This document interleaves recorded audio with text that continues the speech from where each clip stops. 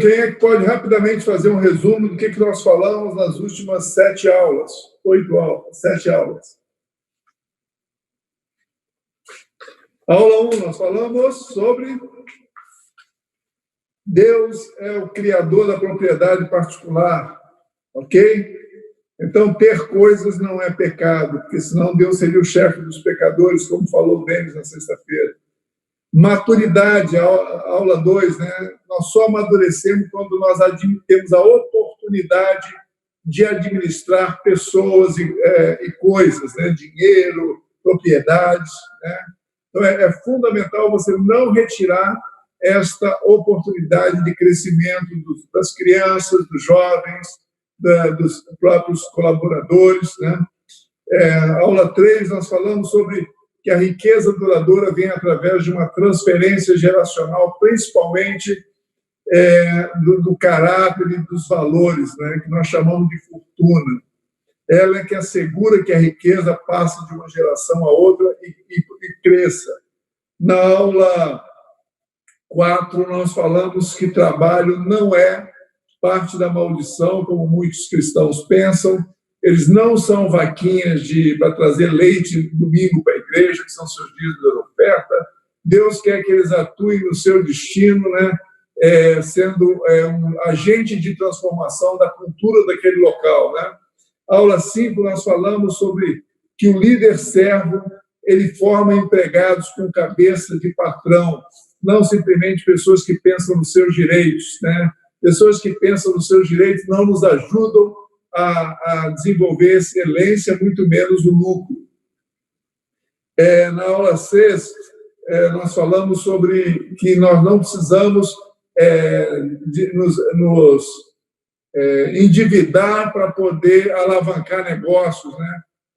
Nós temos que primeiro ouvir de Deus se aquele negócio é de Deus, se ele está naquele negócio, e aí ele proverá, Deus paga por aquilo que ele encomenda. Na aula 7, nós falamos sobre que a possibilidade de fracasso é fundamental. Nós precisamos ter aquela energia, aquele ânimo para lutar, para poder formarmos músculos emocionais, músculos espirituais, se é assim nós podemos chamar, né? Então, hoje na aula 8, nós vamos estar falando sobre ideias e ações têm consequências econômicas, né? Isso é algo tremendo, né? E nós vamos... É muito até difícil tratar essa questão, às vezes, como pastor, porque a gente tem que encontrar sempre uma forma de ser edificante, mas muitas das vezes nós encontramos as pessoas numa situação familiar, numa situação econômica, financeira, que é fruto, claro, de ideias e ações do passado. Então, às vezes, para tratar essas questões sem que a pessoa assuma uma culpa, mas sim uma postura de arrependimento, é um desafio, né?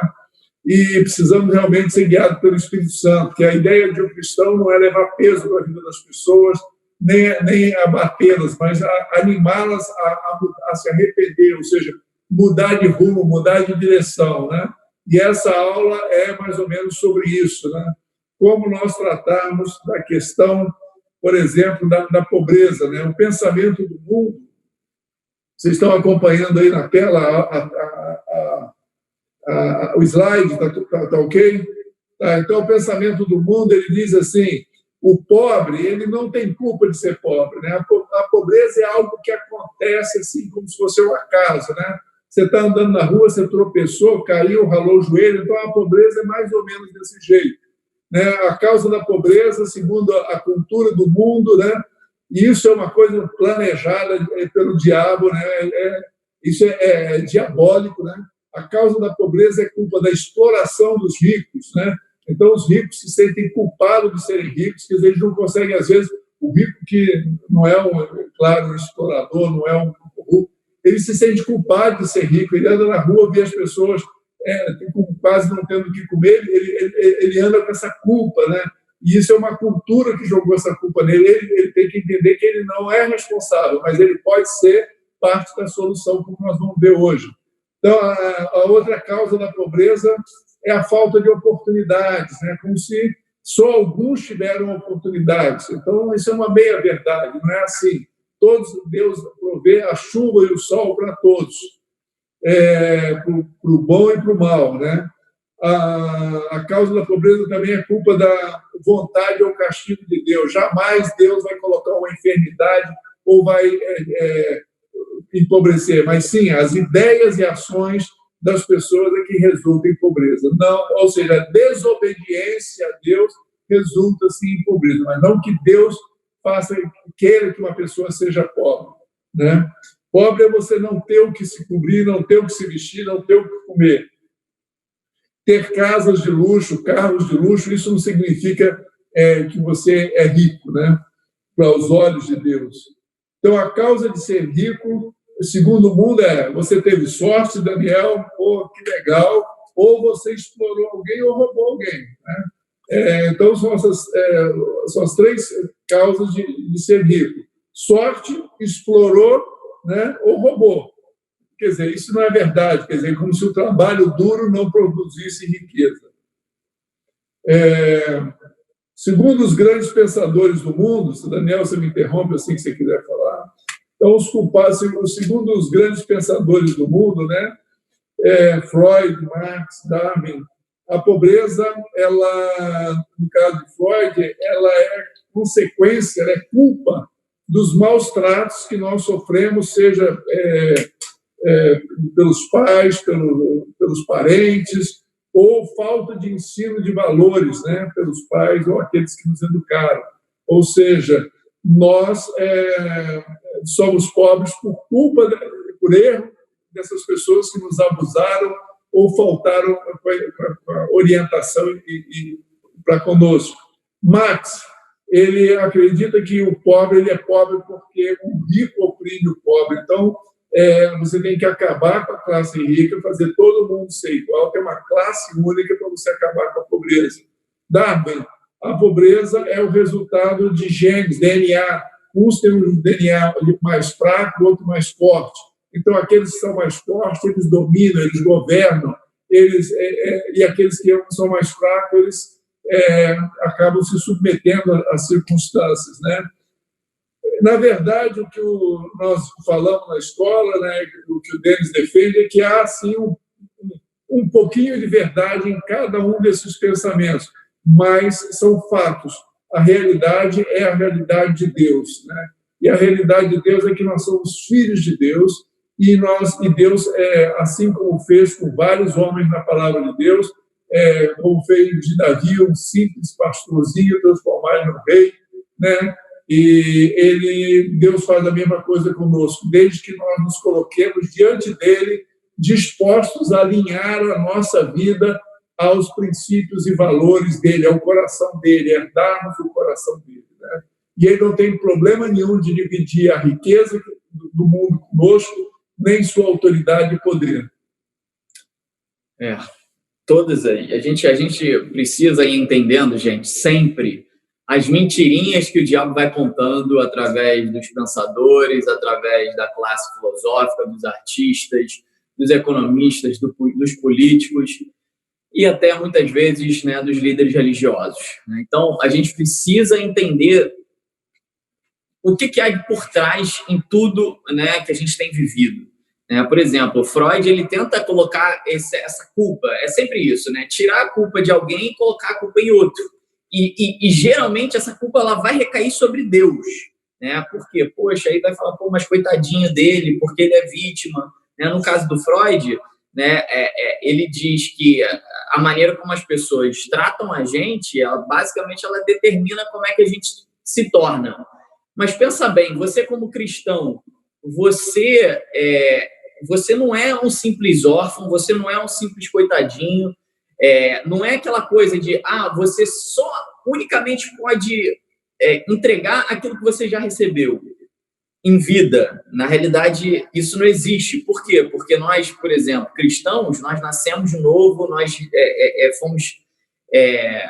Cristo morreu por nós na cruz, né? E por isso nós temos vida e abundância e somos filhos e herdeiros do Pai. Então, a gente vai sempre ter muito mais do que a gente já recebeu na nossa vida, porque a gente é herdeiro do Deus grande, né? Outro exemplo, por exemplo, a gente falou aqui, o Sérgio falou sobre Darwin. Darwin, ele também cita essa questão, né, de, poxa, o meio, né? O meio, os nossos pais, eles vão determinar quem nós somos. Isso é uma besteira. Se você pegar, inclusive, pesquisas científicas, você vai ver que nós somos hoje adultos. Basicamente, 20% de nós do que nós somos tem consequência por conta de nossos... são caracterizados pelos nossos genes, sim. São os nossos pais, né? Oi? O DNA, né? O nosso DNA, né? A nossa característica genética. 30% de quem nós somos, né, diz essa pesquisa, que é determinada basicamente pelo quê? Pelo nosso meio. Então, tem gente que fala unicamente, você é a média das 5 pessoas que estão perto de você. Isso daí também não é verdade. É um ditado muito comum e também não é verdade. Você é parte também do meio. Agora, o mais importante, cada um de nós somos 50% simplesmente das nossas próprias ações, das nossas próprias atitudes. Nós somos 50% agentes da nossa própria vida, capazes de mudarmos qualquer tipo de situação. Então, o que torna a gente vítima jamais é um ambiente, jamais vai ser um ambiente, né? Porque vai ter sempre ricos que vão fracassar e pobres que vão se tornar ricos, gente. Assim, a questão nunca é o ambiente, a questão é sempre uma coisa que a gente vai falar aqui: a obediência às leis espirituais. Então, tem uma frase que eu gosto bastante de usar, é a famosa frase que fala assim: quem quer faz, quem não quer faz o quê? Arruma uma desculpa, coloca a culpa no outro. Isso é desculpa, isso é culpa, isso é o mundo tentando falar pra gente. O problema nunca é o problema. O problema é a nossa atitude quando a gente enfrenta um problema. Amém. Então, o resultado dessas 3 armadilhas, desses 3 grandes pensadores, né? Primeiro, né, da luta de classes foram várias revoluções que mataram e matam até hoje milhões de pessoas, né? Na África, a gente pegar a história lá de vários países, é incrível a quantidade de pessoas que morreram por revoluções com uma promessa de derrubar o regime opressor e estabelecer um novo regime, um regime de justiça social. São os PTs da vida, né? E daqui a pouco vem uma nova revolução, porque aquele regime se tornou opressor, explorador. Então, assim, milhões e milhões de pessoas, né, têm morrido no mundo por conta dessa justificativa dessas revoluções, né, que era estabelecer a justiça social. E a culpa dos maus tratos, né, ou seja, ou dos nossos genes, né, esse tipo de pensamento resulta em quê? Em você transformar o governo no pai que vai suprir aquela criança deficiente, né? É você tratar as pessoas como deficientes, então você precisa dar uma bolsa para ela, você precisa dar um cheque para ele poder se sustentar, porque ele é um incapaz, né? Esses 2 pensamentos, né? Tanto da culpa dos maus tratos, né? Por isso ele se torna incapaz, quanto a questão dos meus genes, né? Dos meus pais, eles são fracos, e por isso eu sou incapaz de aprender, desenvolver e trabalhar, né? Isso é a base dos programas sociais assistencialistas, que não tem uma proposta de investir no desenvolvimento das pessoas, mas manter elas naquele status, né? E qual é o resultado tanto da revolução quanto disso? É tornar o mundo cada vez mais pobre, né, com menos fôlego para investir. O Denis falou isso um pouco na sexta-feira, né? Nós todos sabemos que o mundo caminha para um colapso econômico, social, que se você nunca ouviu isso, saiba que nós estamos caminhando para isso. Vai demorar um pouco mais ou um pouco menos, dependendo da quantidade de dinheiro que se imprima ou das atitudes que os governos venham a tomar, né? Eles podem sim mudar essa história, mas depende de que princípios como o dessa escola que nós estamos aqui estudando. Você pode achar que você está fazendo um cursinho, não, você está fazendo uma universidade do reino de Deus, que é a solução, eu não tenho dúvida disso, eu estou falando, eu não sou nenhum gênio, nenhum PhD em nada, mas eu me considero sim um PhD do reino de Deus, porque Deus tem me preparado durante esses últimos, foi 32, eu tinha 32 anos, quando ele me pescou, e esse tempo todo tem sido muitas horas de estudo, pensamento, né? Minha esposa reclama muito comigo que eu não dou atenção a ela, e às vezes faltei, porque eu estava investindo, estudando, meditando, né? Tentando não só conciliar o trabalho secular, como entender o trabalho na igreja como pastor, né? Cuidar das ovelhas, mas também mergulhar em águas profundas para entender esses princípios, né? Que são princípios de Deus, para que nós tenhamos vida e vida em abundância, né? Então, vamos jogar fora a culpa e expor as verdadeiras causas fundamentais da pobreza, né? O machado, como diz Mateus 3,10, já está posto à árvore para derrubar a árvore da mentira. Olha rapidamente aqui, gente. Olha só a diferença. O que que... Não precisa. Eu vou compartilhar aqui. Olha simplesmente, gente, a diferença entre o que acontece aí. Vocês já estão vendo aí, não? Aqui agora eu acho que está podendo compartilhar. Sai o teu. Stop. Isso. Vocês estão vendo aí? Olha, deixa eu fechar aqui. Olha como é que as pessoas, né, a nossa cultura, ela tenta colocar culpa na gente. Culpa em alguns tipos de pessoas. Olha como é que é. Olha essa entrevista, olha essa manchete aí, que basicamente, são todas as mídias, né, que utilizam desse tipo de mensagem. Então, a questão é, como é que a gente pode fazer nesse ambiente de coronavírus os ricos pagarem mais a conta da crise? Por quê? Porque o mundo está muito desigual e a gente precisa fazer uma justiça, entre aspas. Uma justiça. E quando você ouviu essa palavra, irmãos, justiça, você para e você reflete. Será que essa justiça que o mundo está falando é exatamente a justiça de Deus? Ou será que isso daí não é muito bem uma justiça, é simplesmente um termo bonitinho? Então, vamos procurar a igualdade, vamos procurar a simples distribuição de renda fácil, e é isso daqui. Enquanto que, assim, uma grande diferença, foi uma das pouquíssimas manchetes que eu achei, é uma dessa aqui, ó.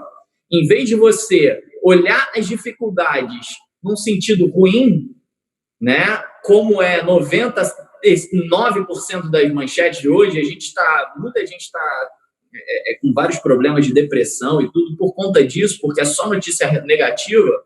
Mas não, o que Deus está te falando agora meu amigo, olha só, você não pode desperdiçar essa crise. Como é que você vai sair melhor dessa crise?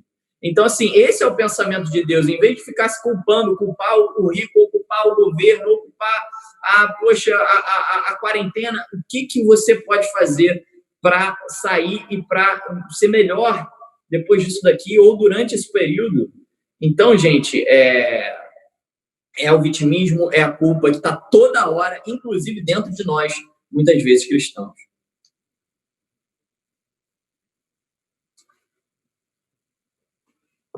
Amém. Retornando. Isso. Todos aí já receberam. Muito bem.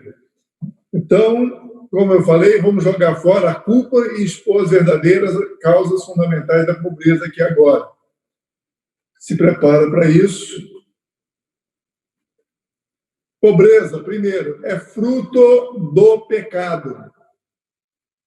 Pobreza é o resultado do pecado, seja pessoal, seja um pecado paternal da família dos pais, seja um pecado social ou um pecado nacional. Então, não necessariamente é um pecado da pessoa, né? Mas é fruto de desobediência, né? de desalinhamento com a palavra e princípios e valores do reino de Deus. Por isso, a pobreza não vai embora se nós jogarmos dinheiro nela, né? E também não vai embora distribuindo a culpa. Nós temos que tirar a causa da pobreza, nós temos que trabalhar na causa da pobreza. Se é pessoal, dentro da pessoa. Se é a nível político, social, nas políticas sociais. Por isso que é uma grande bobagem falar que a igreja não tem que trabalhar, não tem que tratar de assuntos da política. Como não? Se quem conhece os princípios para que as políticas sejam eficazes são os cristãos, como é que você vai tirar os cristãos da redação, da defesa de políticas corretas conforme o reino de Deus, né? Isso é uma grande bobagem que, infelizmente, o diabo lançou dentro das igrejas e as pessoas estão anestesiadas, né? Os cristãos estão paralisados, né? Engessados com essas mentiras.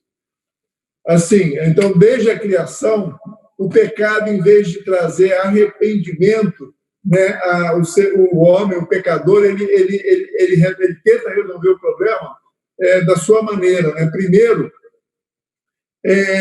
por exemplo, como foi o caso que eles olharam, viram que eles estavam nus, Adão e Eva, o que eles fizeram? Procuraram folhas para tapar a sua vergonha, mas na realidade não era essa a questão, né? A causa era por que eu estou sentindo vergonha. A segunda, eles tentaram se esconder de Deus, né? E o pecador ele tenta esconder a causa da pobreza dele para ele não se expor, né? Ou para ele não ter que se arrepender, não ter que mudar de atitude, né?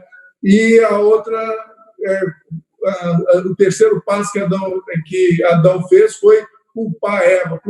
A Eva culpou a serpente, né? Então, assim, culpar as circunstâncias, né? Que são os casos que nós vimos há pouco. Então, sempre o pecador tentou resolver o problema dessa forma, e essa forma não resolve o problema da pobreza, né? Posso falar um pouquinho? Deixa eu só te mostrar, gente, um exemplo muito claro. Eu até perdi a oportunidade de Sérgio, ele acabou passando um pouquinho. Eu vou até, inclusive, tirar aí, Sérgio. Mas, assim, eu quero dar um exemplo para vocês bem claro sobre essa questão de pobreza não se resolve jogando dinheiro nela. Eu vou desativar o meu som, eu vou ligar o outro. Agora sim.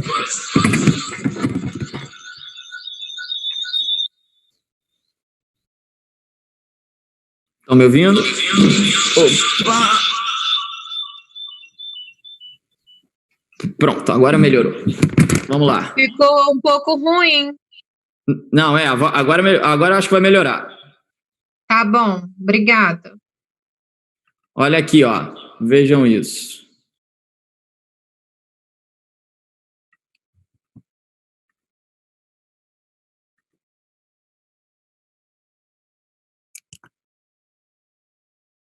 Estou com mais de 8 anos que recebo Bolsa Família, meu dinheiro nunca aumentou, só ganho R$ 134, não está dando para comprar nenhuma calça para minha filha que tem 16 anos.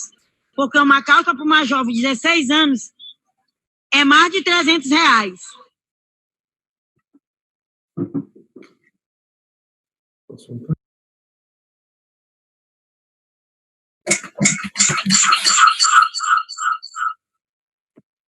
Pronto, gente. Vocês conseguiram reparar aí? Ai, meu Deus, eu acho que fechou a câmera. A nossa câmera fechou. Opa!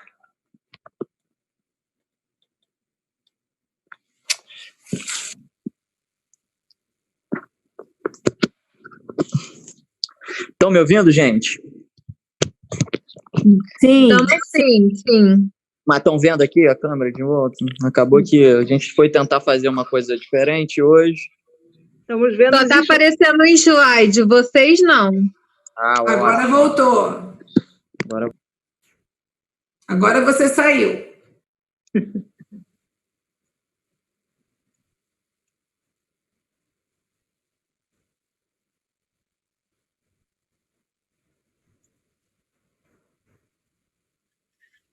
Sumiu. Daniel Tomodoril. Sumiu. Só tô te vendo, Carol. Calma aí, gente. Você só tá me vendo? Oi, estão escutando? Sim, escutando sim.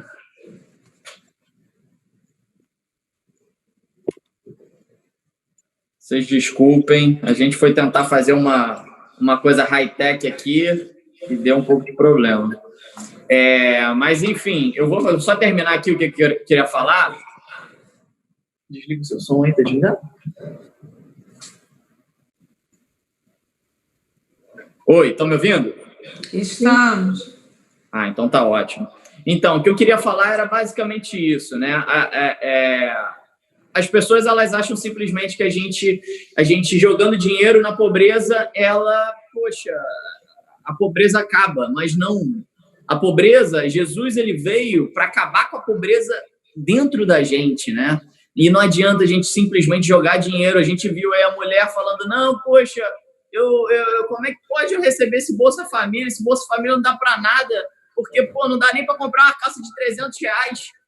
E aí você vê, as pessoas, elas não crescem em habilidades, não crescem em capacidade de gerenciamento, em gestão, elas não crescem os seus talentos simplesmente se a gente colocar o dinheiro para elas, se a gente entregar esse dinheiro de mãos beijadas, né? Os pobres, eles também precisam ser conduzidos em obediência às leis de Deus, gente. Eles precisam disso, né? Então, Sérgio, era só para dar uma... Agora eu te pergunto, Daniel, já que você levantou essa questão, eu estava aqui pensando nessa senhora, né? Mas será que ela não teria o direito, assim como realmente uma calça de uma jovem de classe média alta, custa talvez 500, 600, será que ela não teria direito de comprar uma calça dessa para a filhinha dela? O que você acha? Você que é um jovem, talvez a minha cabeça seja muito velha para entender essas coisas. O que você pensa sobre isso? Eu acho que eu vou abrir aqui de novo, pedir para iniciar. Afinal, R$300, calça boa. É tudo, vaidade, tudo é vaidade, né? A gente não tem problema nenhum você comprar uma calça de R$300 se você tiver esse dinheiro para pagar, né? Agora, aí se você simplesmente ganha R$100 e você pega mais R$200 para gastar numa calça, né? Você já se endivida e você vai absolutamente contra as leis de Deus, que justamente falam contra isso, né? Você não andar alavancado, pegar dívidas, né? Você gastar no máximo aquela tua renda, mas o ideal é você sempre ter, como a gente vai ver aqui, dinheiro também para a gente fazer investimentos, para a gente fazer poupança. Isso é o modelo de gestão à maneira de Deus. Então, a verdade, ideias e ações têm consequências, né? Como a gente acabou de ouvir esse exemplo aí. Como imagina em sua alma, assim ele é. Provérbios 23,7. Nós vamos ver vários exemplos agora. Pelas leis espirituais, desde Êxodo, quando o Senhor Deus falou com Moisés, apresentou os princípios e valores para o povo, ele falou: obediência resulta em bênção, né? Fortuna, riqueza, fortuna é caráter, desenvolvimento de habilidades, e desobediência resulta em maldição. Por isso que falou, por favor, né, escolham um caminho de bênção. Deus falando para nós, né? Ele não vai nos fazer nem pobre nem rico, são nós, as nossas atitudes, nossas ideias, nossos pensamentos que nos tornam ricos ou pobres, né? Então, vamos lá, Provérbios, por exemplo, 11:24. Vamos ver algumas escrituras. Fala assim: quem dá liberalmente ainda se lhe acrescenta mais e mais. Ao que retém mais do que é justo, né? Ou seja, retém o que não lhe pertence, pertence ao trabalhador, pertence ao fornecedor, né? Pertence ao financeiro mesmo que emprestou. Aquele que retém mais do que é justo, ser-lhe-á em pura perda, né? Ou seja, desonestidade. Jeremias 17:11, como a perdiz que choca ovos que não pôs, assim é aquele que ajunta riquezas, mas não corretamente. No meio de seus dias as deixará, e do seu fim será insensato. Provérbios 13, 18. Pobreza e afronta sobrevém ao que rejeita a instrução, mas o que guarda a repreensão será honrado. Né? Então, a rebeldia. Provérbios 13, 21. A desventura persegue os pecadores, mas os justos serão galardoados com o bem. Pecado, né? Como nós falamos no início. Provérbios 28, 12. Aquele que tem olhos invejosos corre atrás das riquezas, mas não sabe que há de vir sobre ele extrema pobreza. Esse é um grande problema da avareza. Né? A avareza, qual é o problema da avareza? O problema da avareza é você ficar querendo se comparando o tempo todo, querendo ou ser mais rico, ou querer aquilo que você não tem, e aí você acaba caindo na cilada do endividamento, né, do consumismo exagerado, né, e todos os males por isso. Provérbios 14, 23. Em todo trabalho há proveito. Meras palavras, porém, levam à extrema pobreza. Né? Aquele que fica só falando, fazendo planos, mas não bota a mão na massa. Né? Provérbios 19, 15. A preguiça faz cair em profundo sono e o ocioso vem a padecer fome. Provérbios 28, 19. O que lavra a sua terra virá a fartar-se de pão, mas o que se ajunta a vadios se fartará de pobreza, que é a preguiça. Então, a gente vê o quão é clara a palavra de Deus falando de como ideias, atitudes têm consequências. Né? Não, exatamente isso, gente. A nossa fonte está na palavra. O Sérgio repetiu aí 3 slides só com palavras, só com versículos que muito claramente colocam a culpa da pobreza, praticamente em 100% dos casos, na desobediência. É consequência da desobediência. Né? Então, a fonte de tudo que você quiser, que você tiver dúvida, né, a respeito de empresa, a respeito de política, vai estar na palavra de Deus, irmão.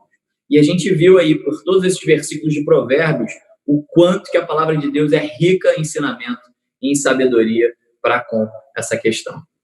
Vamos tirar 2 minutinhos só para a gente respirar, ir ao banheiro e voltamos, né, em 2 minutos, ok? Vamos abrir a Patrícia já voltou? Eu não sei se ela voltou, mas enfim, tadinha, ela teve problema. Que tinha não entrado. Voltou não, ela não conseguiu, ela está tentando ainda. Ariane, você pediu a palavra. Sim, eu queria tirar uma dúvida, Daniel.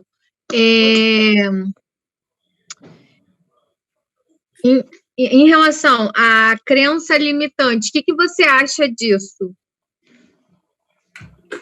Oi? Em relação à crença limitante, o que você acha? Tipo, a pobreza. Porque tem muita gente que tem crenças limitantes em relação à pobreza, sendo cristão. E eu estava até conversando hoje isso com meu marido. Eu achei muito legal vocês falarem, porque a gente estava conversando muito sobre isso. Aí eu resolvi te fazer essa pergunta. Isso aqui, que na realidade a escola de negócios, ela fala basicamente sobre crenças limitantes, sobre autossabotagens nossas, sobre crenças limitantes que a gente às vezes acredita e não faz sentido nenhum biblicamente falando, não faz sentido nenhuma maneira de Deus. Então, hoje aqui a gente está tentando quebrar um pouco desses paradigmas em relação à pobreza, que é isso de crença limitante, né? No sentido de, poxa, a gente vê a fortuna, né? Sei lá, o dinheiro como uma sorte que aconteceu, né? E a pobreza como basicamente uma vitimização. Então, assim, aí a gente tem que pedir para o governo para que ele possa fazer essa justiça, né? E redistribuir essa riqueza para os 2 sortudos para as vítimas. Isso daí é uma tremenda de uma mentira, é uma tremenda de uma crença limitante. Então, é o que o Sérgio falou desde o início.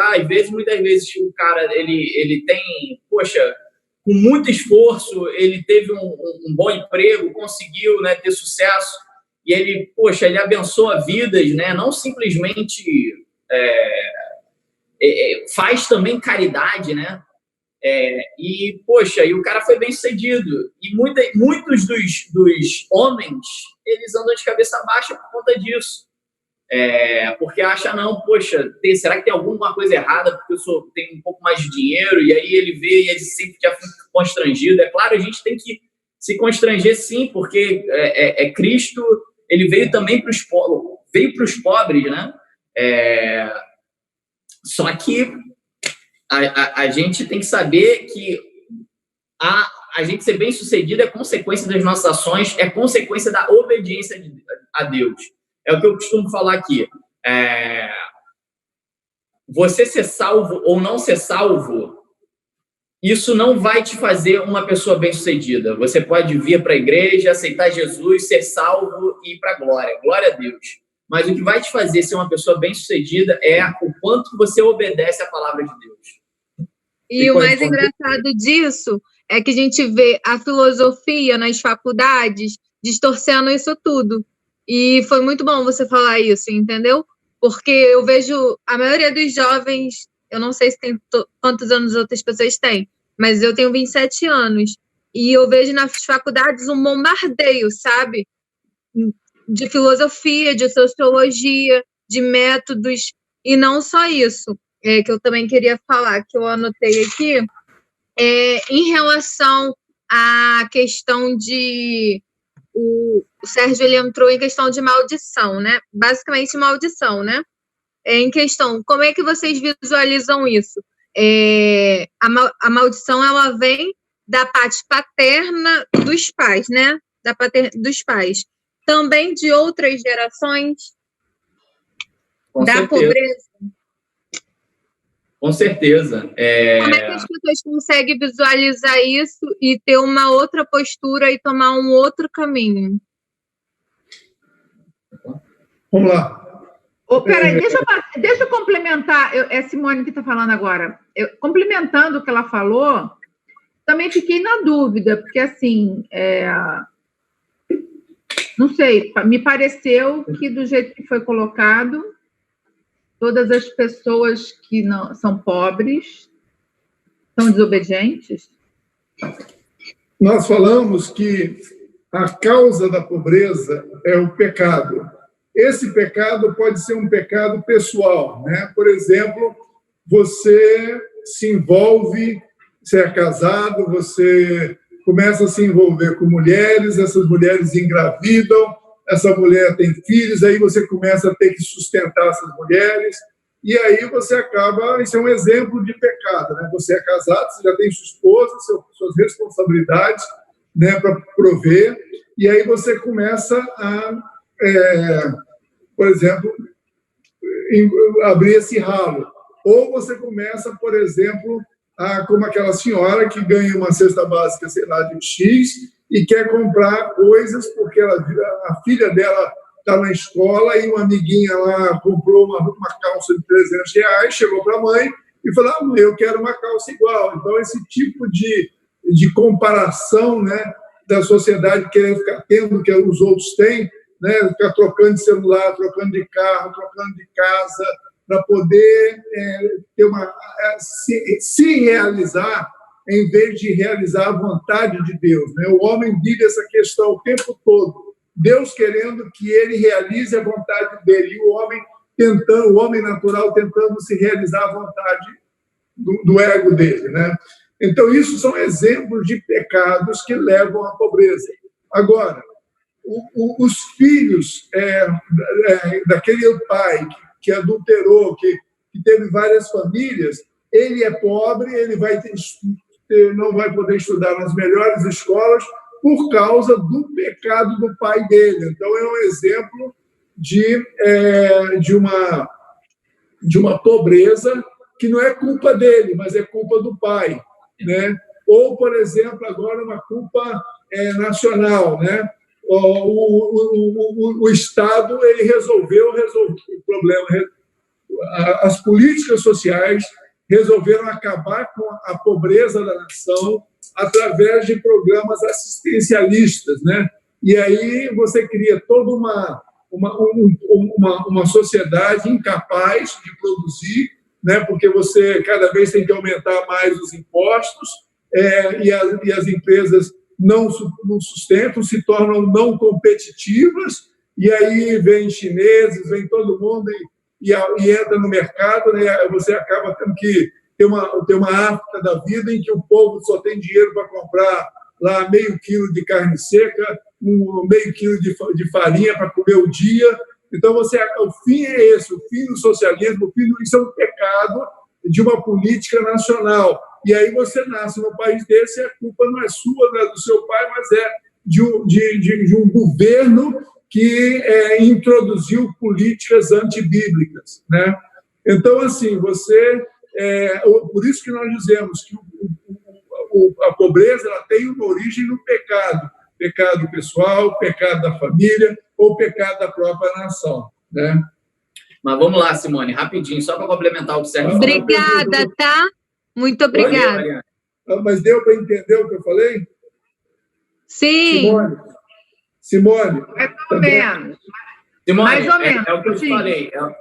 O Sérgio já falou, o pecado pode ser paternal, o pecado pode ser pessoal, ele pode ser social e ele pode ser nacional, né? Como a gente está vendo, está gastando dinheiro para caramba, comprando respirador que não vai ser entregue, e isso vai trazer um grande endividamento para a nossa nação, e quem vai sofrer com isso? Os seus filhos, os seus netos, tá? E por isso que a nossa sociedade vai ser mais pobre do que, por exemplo, os Estados Unidos, no longo prazo, tá? Embora eles também estejam lá construindo dívida, mas é só um exemplo. Agora, o que eu falei também? Lembra que eu te falei uma pesquisa? Não sei se você pegou desde o início. O problema é que as pessoas, depois de velho, ele já chega assim, poxa, mas eu não tive tanta oportunidade, mas eu não sei o quê, mas é a culpa dos meus pais, mas a culpa é do meio onde que eu vivo. Isso é pura balela. Como eu te falei, 20% de quem você é hoje vem dos teus pais, do teu gene. E aí, poxa, você é um pouco mais inteligente, você é um pouco menos inteligente, tem QI alto, você tem uma característica mais extrovertida, menos extrovertida. 20% de quem você é hoje com os teus pais. 30% é do teu meio que você vive. Então, você vive numa favela, por exemplo, numa comunidade, você vai ter um pouco menos oportunidade de acontecer. Agora, você não pode colocar toda a culpa no meio que você vive ou nos seus pais, onde você nasceu. Porque 50% quem determina é você. E, assim, a gente tem diversos exemplos disso. Poxa, eu tenho um grande amigo meu que ele nasceu em Bangu e, ele agora está com os 42 anos e ele sempre teve muita dificuldade. Ele, no caso, era negro, então ele dizia que sempre sofreu também preconceito por ele ser negro. Só que ele escolheu diferente dos amigos dele. Enquanto os amigos dele escolhiam ficar jogando bola, ele escolhia estudar. Então, ele foi tenente, passou para concurso público e hoje é um auditor e tem uma empresa, enfim. E ele fala, poxa, se eu fosse um dos meus amigos, eu certamente, de preguiça, certamente eu não ia conseguir estar aqui nunca. Então, assim, o pessoal vem hoje para me pedir dinheiro emprestado, e aí é isso, é consequência do pecado que eles estão vivendo, né? E nunca vão sair. Ele fala, cara, o pessoal nunca vai sair disso, porque eles estão lá, eu volto para lá, eles estão na mesma vidinha, aquela coisa, não sei o quê, pedindo dinheiro, e, poxa... Então, assim...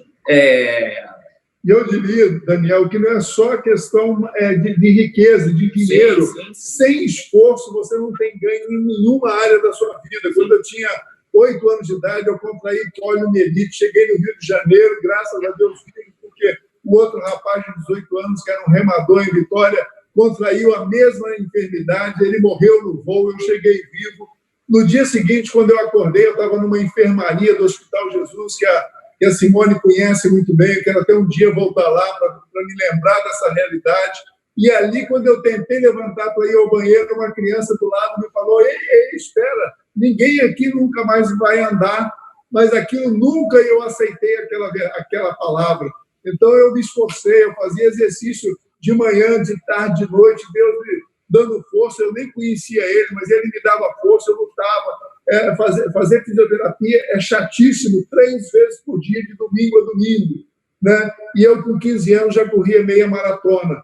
hoje eu tenho deficiência? Tenho, mas podia estar desde os 8 anos de idade numa cadeira de roda, como muitos que estavam naquela sala ficaram. Então, eu digo para vocês, Deus me permitiu passar por essas experiências para falar, é verdade, sem esforço não tem ganho. A questão não é com quanto você começa a sua vida, que vai dizer aonde é que você vai chegar. A saúde é muito importante, a disposição, né, um ânimo positivo, olhar sempre para a solução do problema e não para, claro, para as causas para resolver os problemas, mas não para ficar se lamentando do problema, culpando os outros pelos problemas. Isso é uma coisa que me aborrece muito. Está dizendo o problema, quem é o culpado? O problema não é quem é o culpado, qual é a solução. Ficar engenheiros de obra pronta é uma coisa que não... Né? O problema é pensar antes, trazer soluções para os problemas antes, e depois aprender com os problemas e não errar mais, só isso. E vamos em frente. Vamos embora? Vamos embora. Então, vamos voltar aqui à nossa aula.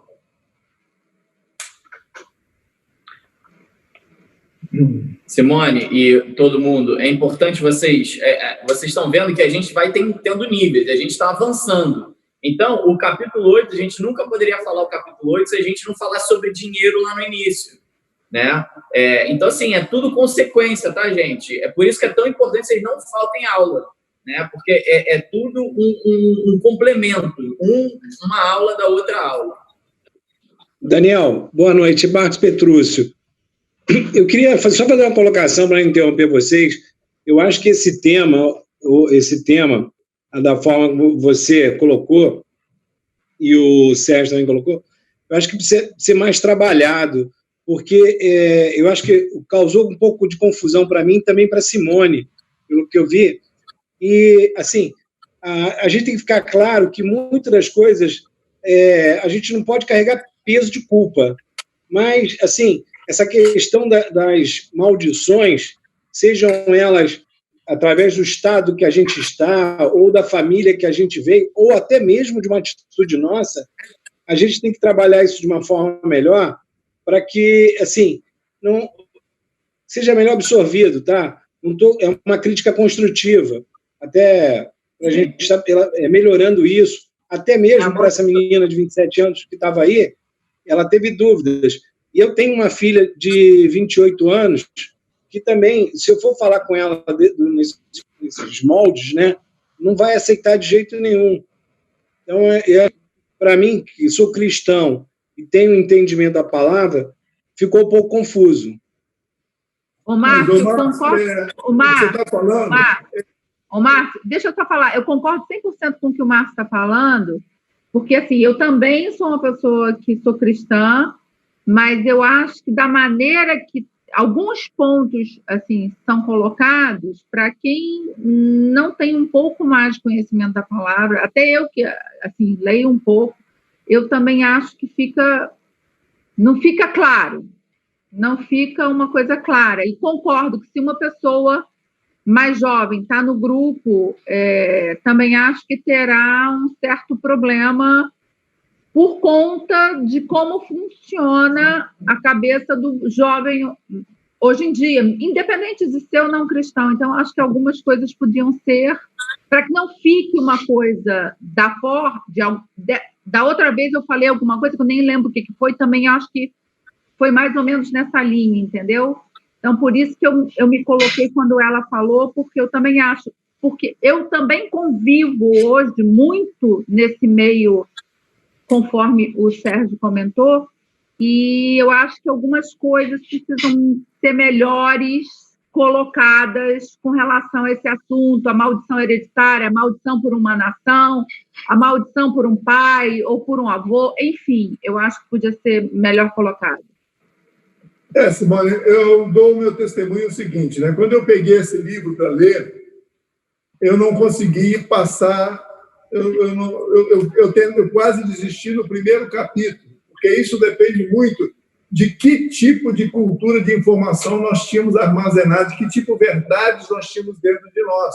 Então, quando chegam outras verdades, que a gente tem um tempo para digerir e até mesmo avaliar, porque ninguém é dono da verdade, né? Eu só continuei esse livro porque eu tinha recebido de uma pessoa a quem é a minha autoridade, né? E eu sempre gostei muito sempre fui muito submisso às autoridades. Ela me deu o livro para me ler, na posição, no desafio de ser um presbítero da igreja, então eu falei, eu tenho que ler isso.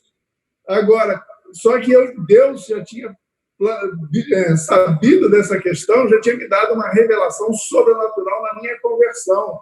Quando eu cheguei no capítulo 5, foi exatamente o que Deus falou comigo. E quando Deus fala, ele quebra todos os paradigmas dentro de nós. Vocês sabem disso. Uma revelação de Deus, ele zera tudo, né? E aí, então, eu voltei a ler. Esse livro nós já lemos mais de 10 vezes. Né? O Daniel, outro dia na reunião, falou 4. Eu já li mais de 10 vezes, talvez. Né? Eu ajudei na tradução, na revisão da tradução desse livro para o português. Então, assim, nós não estamos falando aqui de um curso de primário, é um curso de universidade do Reino de Deus, que é totalmente oposto à cultura do que anos e anos nós temos aprendido. Por que menos de 1% das igrejas, dos líderes das igrejas, estão discutindo isso que nós estamos discutindo aqui? Né? Porque é algo que não interessa a teologia que o diabo quer que as igrejas pratiquem. O pessoal quer que a gente continue naquele negócio de vamos louvar, adorar e ficar nisso, né? No máximo, ressuscitar um morto, no máximo, curar um enfermo. Isso é maravilhoso, mas Deus tem muito mais para a gente. Ele quer que nós governemos com ele esse universo. Vá para Apocalipse, vamos ver isso. Então, meus irmãos, eu digo para vocês que é um desafio que eu vivi essa realidade. Eu só continuei a ler esse livro por causa, como eu falei para vocês, de quem me deu o livro. Né? Essa escola já foi implantada na Guatemala há 20 anos e não prosperou porque os líderes eles não conseguem vencer os paradigmas que estão dentro deles. Nós estamos numa guerra aqui na nossa mente, né? Então, assim, primeiro, nós não estamos... Isso aqui não é... A verdade é Jesus. Né? Então, a forma com que nós colocamos, muitas vezes, não é... Você vê, se você pegar a minha primeira apresentação, há 5 anos atrás, ou 3 anos atrás, você vai ver que o mundo já evoluiu. Porque a cada dia, o próprio Denis falou, eu mesmo, a cada dia, aprendo mais quando eu leio o livro que eu escrevi. É como se Deus, o Espírito Santo, tivesse escrito esse livro. Então, assim, é um dever de casa para nossas mentes, né? E amadurecer lentamente os conselhos de vocês, as críticas, sugestões. Olha, que tal se abordar isso dessa forma? Legal, vamos pensar. Né? Só que hoje nós estamos aqui. E vocês, a gente espera que partam do nosso telhado e cresçam a partir do nosso telhado. Né? Esse é o momento que a gente pede para vocês. Daniel, rapidinho. Não, mas só rapidinho, Simone, rapidinho. Não, é a Ariane. Oi, Ariane. Então, nesse momento é um momento que a gente pede para vocês um pouco de confiança, né, em quem a gente está falando aqui, na gente. Por quê? Porque a gente já passou pelo que vocês passaram, iniciando, né, vendo, começando a ler. Eu falo de novo, mais uma vez, é importantíssimo que você não só venha para essa aula e ouça o que a gente está falando, mas principalmente leia o livro, junto com a palavra de Deus, ruminando todos os versículos que estão ali. Por quê? Porque a gente não está falando aqui, como o Sérgio falou, não é a mensagem de Daniel ou o que o Daniel acha, o que o Sérgio acha, mas a gente leu aqui, 10 versículos bíblicos. Então, assim, a gente está falando da palavra de Deus. O que é a palavra de Deus? A palavra de Deus é a verdade. Mas o convencimento ele vem pelo Espírito Santo. Jesus, quando ele veio, a gente não está querendo se comparar com Jesus, mas ele falou coisas que escandalizou as pessoas. Então, assim, a intenção da escola, gente, é quebrar paradigma. E para você quebrar paradigma, você não pode ser politicamente correto. Você não pode falar... Não adianta você falar o que as pessoas querem ouvir, porque é disso que a gente já é consumido todos os dias. Né? Do sistema do mundo que está dentro da gente. E, poxa, a gente precisa se renovar a cada momento. Então, muitas vezes, vai parecer um politicamente incorreto que a gente está falando. Mas o que a gente procura sempre falar aqui, a gente pode errar sempre, né?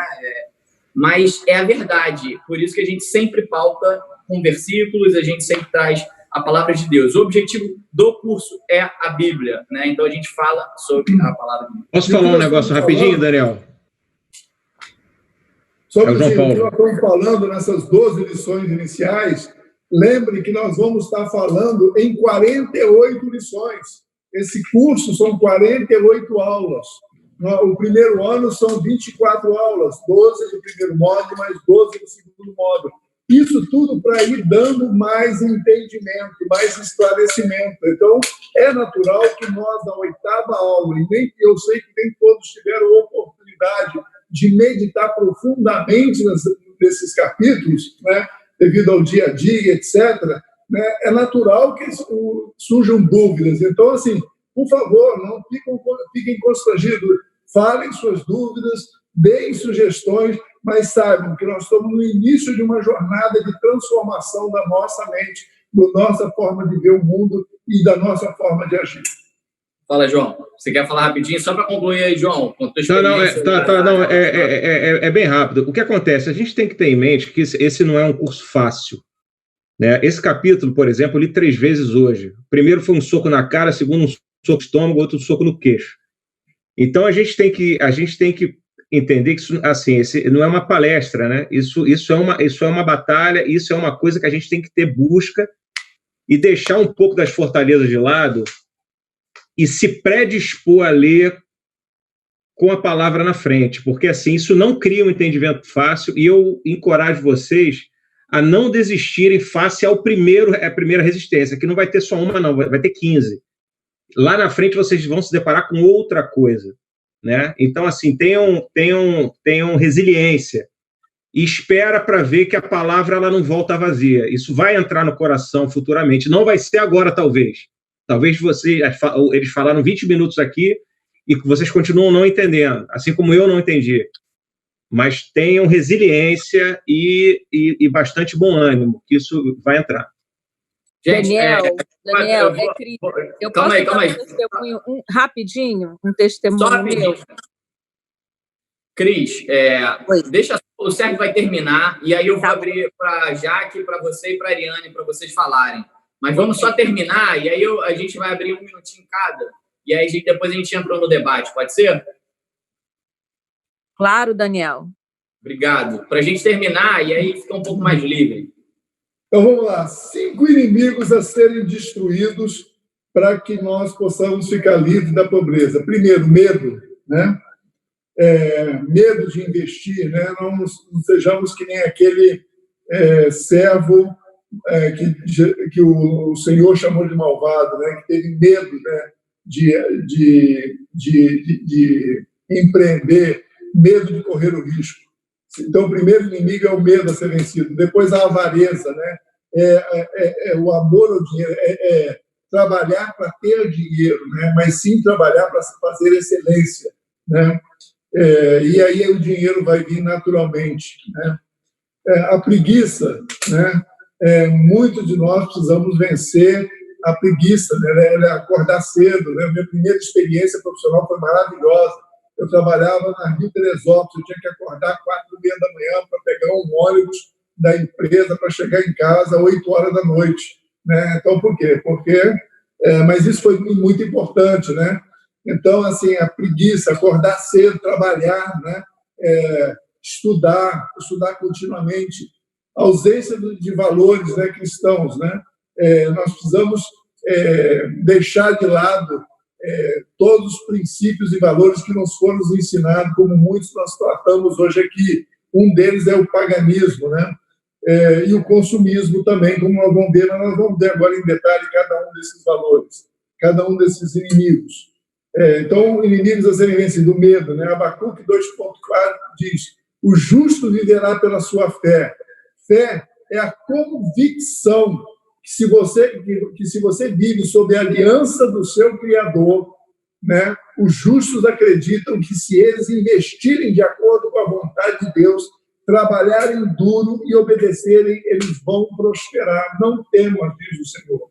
Confiem na minha palavra, né? E trabalhem de sol a sol. Avareza, né? O apego ao dinheiro, com falta de generosidade, e investimento a longo prazo, né? Querendo tudo a curto prazo, querer ficar rico rápido, né? Isso é um grande inimigo. Não tem muitos, né? Que nem aquele sonho americano de todo jovem empresário, eu quero trabalhar no máximo até os 35 anos. Isso é uma loucura, porque para isso, as empresas precisam te pagar, para você ficar rico até os 36 anos, 35 anos, e não precisar trabalhar mais, você imagina quanto é que você tem que ganhar nesse período de 8, 9 anos para poder te sustentar até os 90 com um padrão de vida alto. Depois você vai fazer o quê? Pois é. Deus, onipresentemente, né? Ele está sempre trabalhando. Mas isso é um conceito que foi inculcado numa geração, né? Então, quando o trabalho honesto não gera riqueza rápida, então rouba ou contrai dívidas, ambos levam à pobreza, né? Seja por irem para a cadeia ou por pagar juros altos.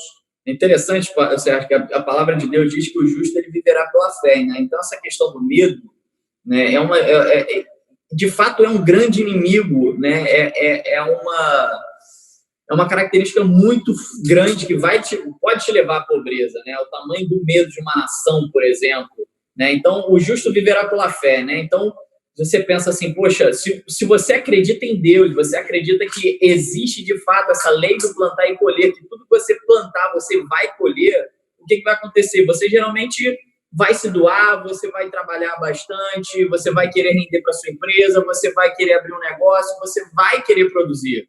Por quê? Porque você acredita nessa lei do plantar e colher, e é por isso que o capitalismo ainda é muito melhor do que o socialismo, né? Mesmo oprimindo, de fato, parte, né, da camada, né, de classe, ainda é muito melhor. Por quê? Porque tem essa lei do plantar e colher, né? E você imagina, a nossa nação, por exemplo, o Brasil, por que a gente tem tanto problema? O nosso país é tão pobre? Porque muito por conta dessa questão do medo, né? A gente teve essa questão lá na década de 90 da poupança, né? Então retiraram dinheiro da poupança das pessoas. Eu ainda quase não era nascido, mas e a gente vive com isso. Tem gente que até hoje guarda dinheiro debaixo do colchão. E assim, a qualquer momento muda. A gente está vendo o STF, o judiciário interferindo toda hora no executivo, né? Ou seja, contratos, muitas vezes, eles não são cumpridos. Isso gera medo. Então, isso gera pouca vontade de você fazer um negócio. Enfim, e isso gera um pecado nacional, um pecado social. Depois você vai ver que a tua nação vai ser mais pobre. Então, assim, vão entendendo um pouco do porquê que é essa maldição. Maldição nada mais é do que desobediência, gente. Desobediência à lei de Deus. E não somos nós que não estamos falando, né? É o Senhor Deus que falou desde Êxodo, né? Quer dizer, desde Gênesis, né? Quando ele falou para eles obedecerem, estabeleciam limites, e Adão e Eva não quis estabelecer. Consegue ligar o ar? Não consigo. Então, só um minutinho que o Daniel vai ligar o ar, mas a gente pode continuar. Outros inimigos a serem vencidos é a preguiça, como Provérbios 19:15. A preguiça faz cair em sono profundo, e o ocioso vem a padecer fome, né? Ideias pagãs, né? Pensamento do fidalgo, trabalha para a classe inferior, fidelidade só para a família. Não sei se todos entendem bem isso, mas é aquele cara que monta um negócio e ele já quer botar um empregado para ficar de sol a sol. Ele não quer ele fica em casa lá, ele vai para a praia, ele vai lá e dá uma passada no negócio para ver se está indo tudo bem. E ele vai querer que aquilo prospere, sem ter feito aquele empregado pensar como ele pensa, né? Isso não existe, né? Você, para começar um negócio, você tem que ralar. Às vezes são 18 horas de trabalho. Isso não é falta de fé. Isso faz parte do que nós estamos falando aqui, trabalhar duro, né, para depois você começar a poder diminuir seu ritmo, colher, e tendo preparado pessoas que pensam, que têm o seu DNA, que conhecem o negócio, para eles assumirem responsabilidade, você poder delegar a eles, e aí você sim poder descansar um pouco. Mas no início é ficar no caixa, né, é ficar olhando o estoque, é visitar o fornecedor, é trabalho duro, né? Muitos desses mercadinhos aí começaram, que hoje são supermercados que faturam, né? O cara está de Mercedes, mas ele começou indo para o Ceasa às 3 horas da manhã, né? Para comprar as verduras frescas, de melhor qualidade, né? E trabalhou até 8 horas da noite, né? Dormiu, no dia seguinte acordou às 3 horas, foi para o SEASA de novo. Então, assim, empreender, para mim, eu conheço muitas histórias de sucesso de pessoas que batalharam dessa forma. Hoje o Daniel é um auditor fiscal, mas ele não ficou, enquanto todos os amigos dele possivelmente estavam viajando, estavam curtindo a namorada, indo para a praia e tal, Daniel estava lá estudando, de domingo a domingo, não sei quantas horas, mas ele devia só possivelmente parar para descansar um pouco e voltar para estudar, né? Então, ele hoje teve um sucesso. É difícil passar no concurso? É difícil, mas é um exemplo, né? Não é que o Daniel seja um gênio, mas é uma pessoa determinada. E depois que passei, continuei empreendendo.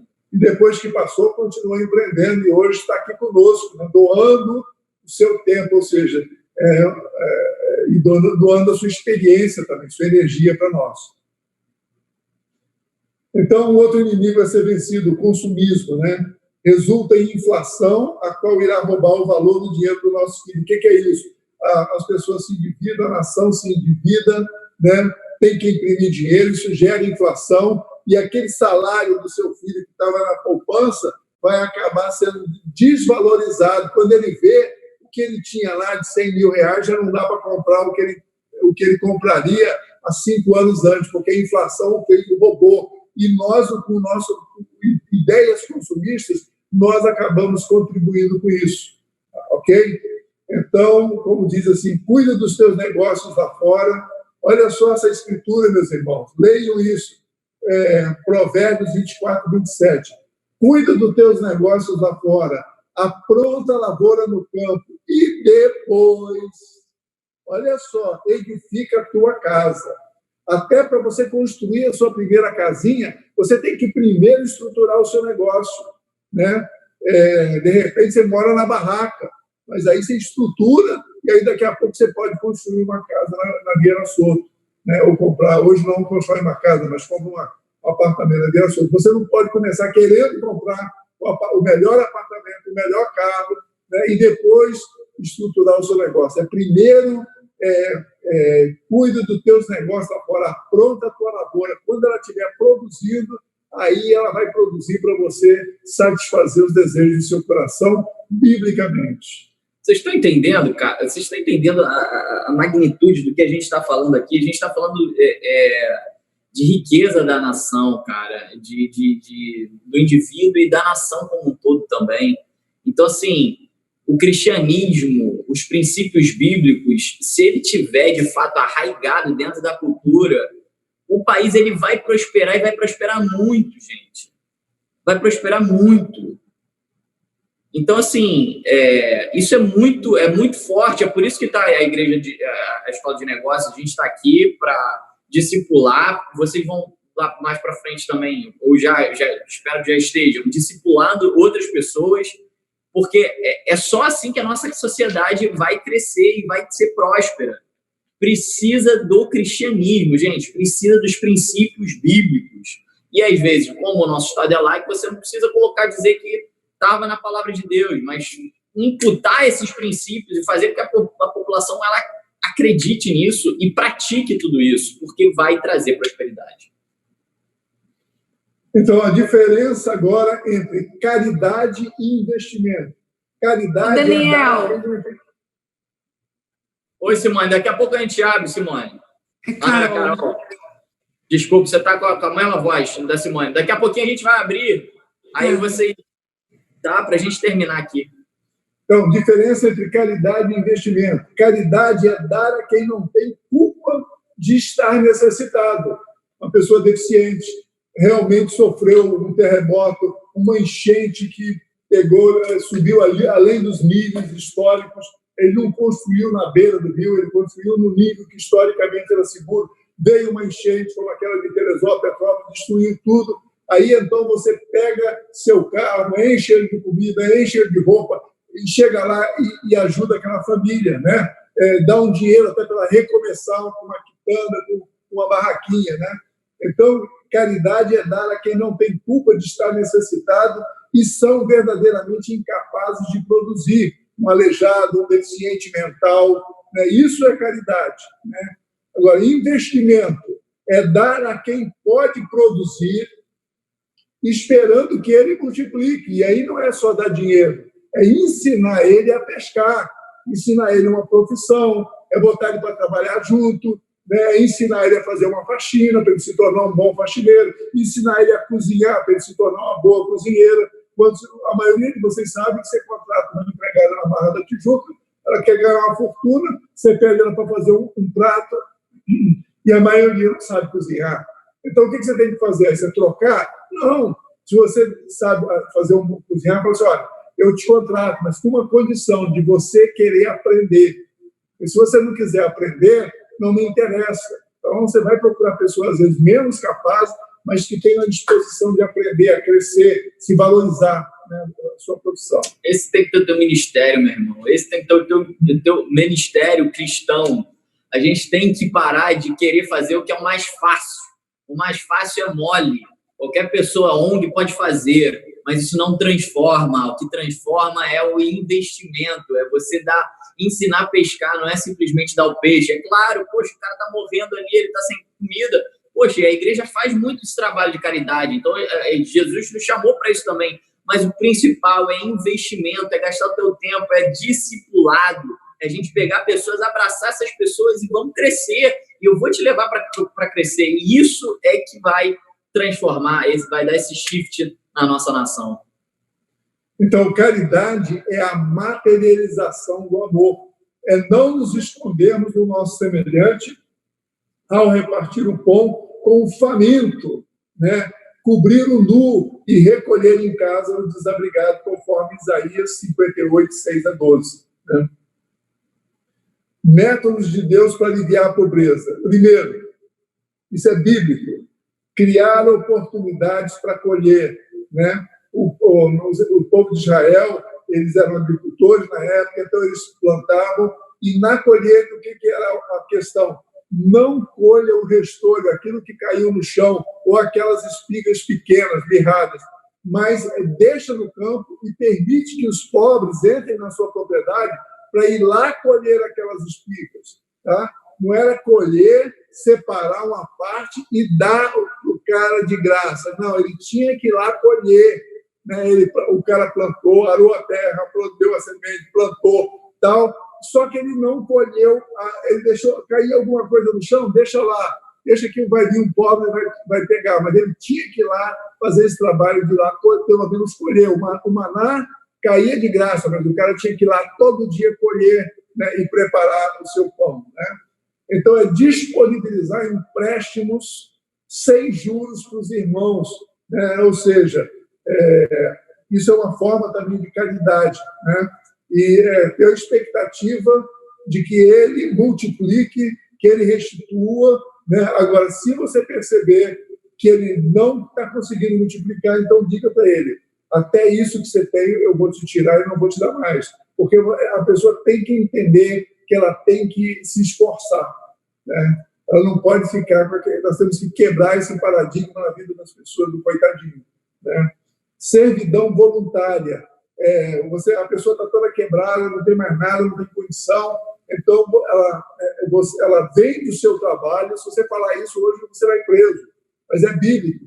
Né? Você se oferece para trabalhar em troca de comida, em troca de uma moradia, né? E lentamente você vai recebendo uma parte em dinheiro, vai aprendendo uma profissão, né? Vai juntando, então você se profissionaliza, você junta uma pequena poupança até você poder alugar ou comprar um pequeno terreninho e construir. Mas você se sujeita a essa condição.